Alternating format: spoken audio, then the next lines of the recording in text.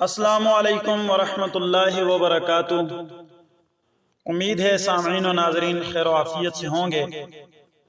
آپ نے تھم نیل پر پڑھا دیکھ لیا ہوگا، حضرت سلیمان علیہ السلام اور چیونٹی کا مکالمہ آپ کے ساتھ آج بڑی خوبصورت گفتگو ان کی شیئر کرنے جا رہا ہوں۔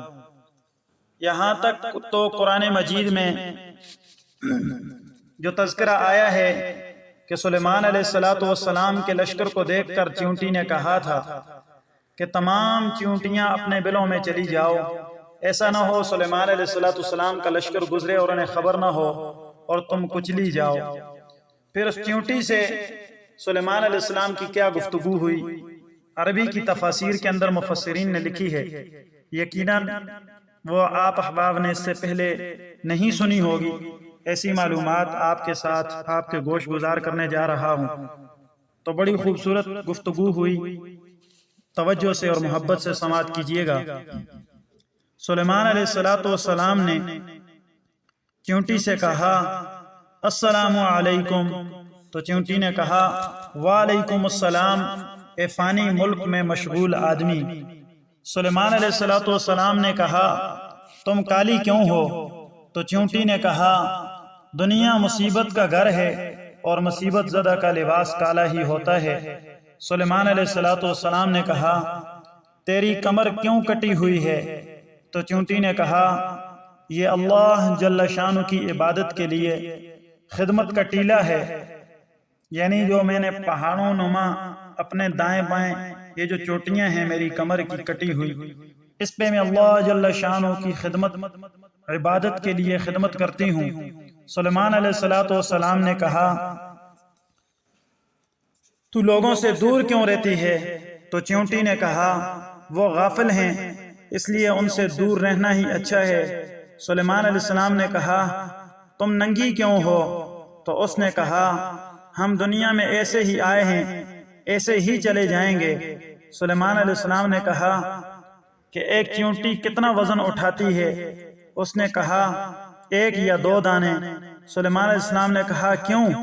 کہا ہم مسافر ہیں اور مسافر کا سامان جتنا تھوڑا ہو اتنا ہی اچھا ہوتا ہے۔ سلیمان علیہ السلام نے کہا مجھ سے کوئی حاجت مانگو۔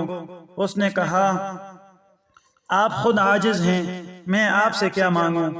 سلیمان علیہ السلام نے کہا پھر بھی مجھ سے کچھ مانگو۔ تو اس نے کہا اچھا میرا رزق اور میری عمر بڑھا دیں۔ سلیمان علیہ السلام نے مسکرا کے کہا ایسی چیز مانگو جو میری دسترس میں ہو۔ اس نے کہا پھر حیا کرو۔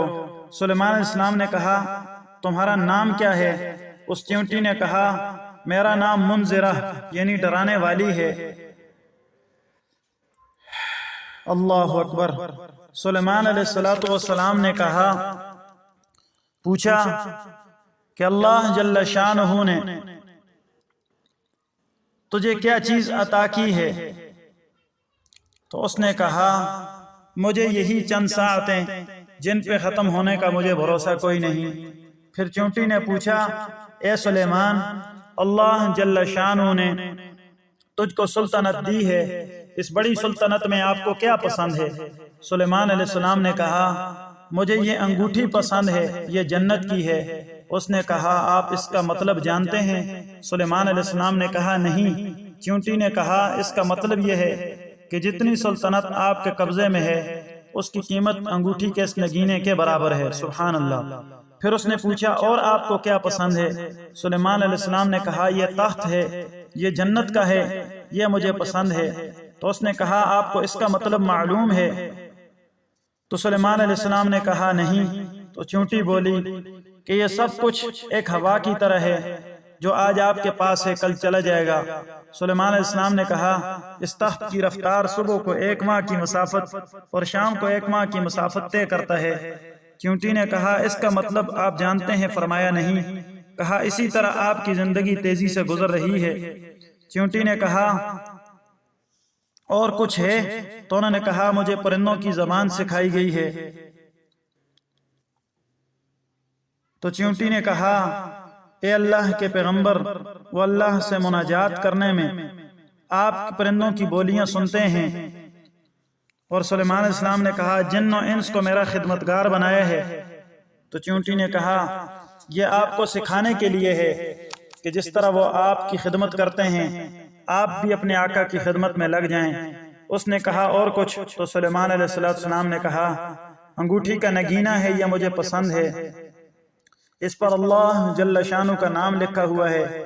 تو اس پر اس چیونٹی نے کہا کہ اسم کے ساتھ لگ کر مسمى سے غافل ہو گئے۔ سلیمان علیہ السلام سمجھ گئے کہ میری یہ سلطنت ایک ذرہ کے برابر بھی نہیں ہے۔